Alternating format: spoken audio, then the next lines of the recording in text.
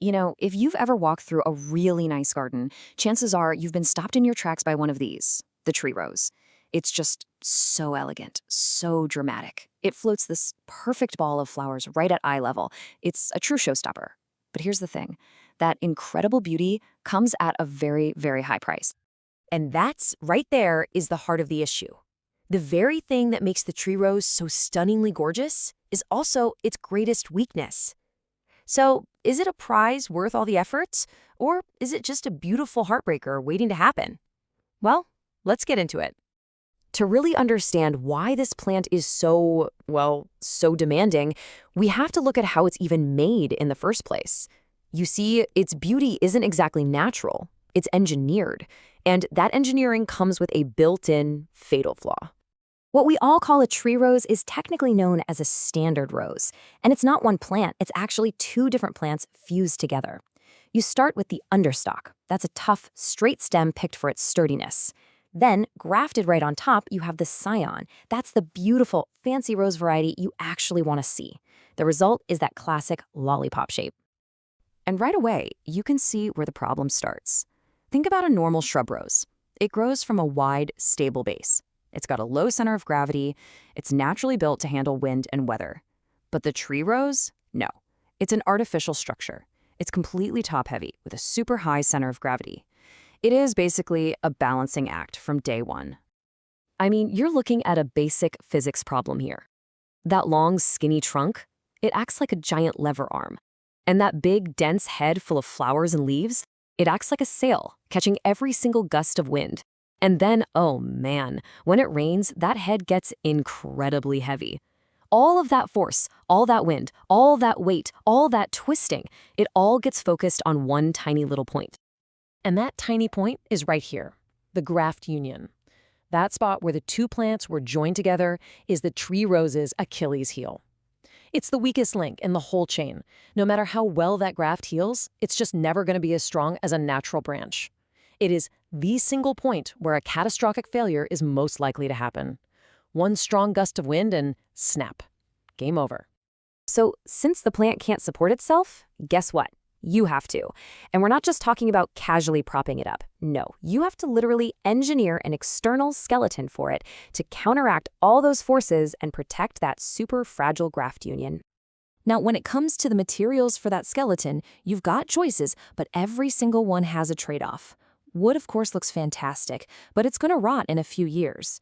A metal T-post is crazy strong and will probably outlive all of us, but let's be honest, it's not exactly a pretty look for your prized rose. Fiberglass is a pretty decent compromise. It's strong, it lasts, and it looks okay. The simplest, most common way to do this is with a single stake. You drive it into the ground on the side the wind usually comes from, and you make sure the top of the stake is just below that critical graft union. This is fine. It's okay for mild climates, but it has a huge weakness.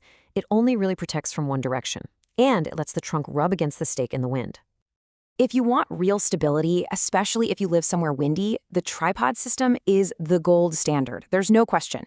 You create this rigid cage with 3 stakes, and the rose stem just kind of floats safely in the middle. This setup counters forces from every direction and takes almost all the stress off that trunk and graft. Okay, pay attention, because this is a detail you absolutely cannot skip, no matter which method you use. You must use a figure-8 lashing. See how the tie crosses over on itself in the middle? That little crossover creates a buffer. It holds the stem and the stake apart. If you just wrap a simple loop around both, that trunk will rub against the stake all day long, damaging the bark and eventually killing the entire plant. Seriously, this detail is crucial. All right, so you've solved the structural problem. You've become a plant engineer. But now comes an even bigger challenge for a lot of gardeners. Keeping this elevated, totally exposed plant alive through a freezing winter. This number right here really says it all. For many popular rose varieties, once the temperature drops to around -10 Celsius or 14 Fahrenheit, that exposed graft union can be killed by the cold, just dead. And remember, unlike a regular shrub rose, it can't get buried and insulated by a nice, natural blanket of snow on the ground. It's just up there, hanging out in the freezing wind. So what on earth do you do? Well, there are 2 main strategies. For the coldest climates, we're talking zones 4 to 6, there's the extreme but super effective burial method. For slightly more moderate winters, like in zone 6 or 7, the wrapping method is usually enough to get you through. The burial method is, well, it's exactly what it sounds like, and it is a ton of work. You have to prune the head back hard, carefully slice through the roots on one side of the plant, and then gently bend the entire thing over into a trench you've already dug. Then you cover it all up with soil and mulch for the winter. It gives you almost total protection, but wow, what an effort. The less drastic option is wrapping. You basically build a wire cage around the head of the rose. You fill that cage with dry insulation like straw or oak leaves, and then you wrap the trunk to protect it from the winter sun and wind. The key word here is dry. You have to keep that insulation dry, or else you're just inviting rot and fungal diseases to move in.